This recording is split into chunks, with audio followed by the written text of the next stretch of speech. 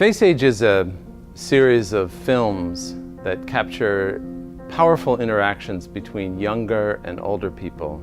I don't think you can narrow it down to one specific cause as to why young people have preconceived notions about older people and vice versa. Like, you can't say, oh, we just don't take the time. Like, no one has time in reality. I think that's a problem with growing old. People tend to ignore you or forget you. If you can take the time and provide a space where people of difference across generations can just see the humanity in each other, they will begin to both honor each other's differences, and those differences begin to become common humanity. When you first look at me, I'm sure you see the outward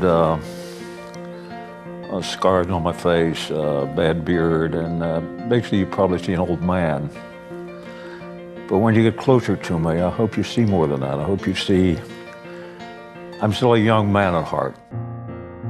We hope that audiences see themselves in the people in these films, and that they can begin to relate to their own sense of aging differently. Central to the strategic plan of Penn State is working across disciplines to solve global problems.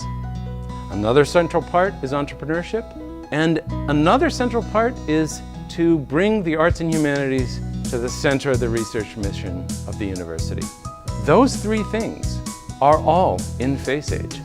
So Penn State is the perfect environment to develop FaceAge as a platform for solving some global issues.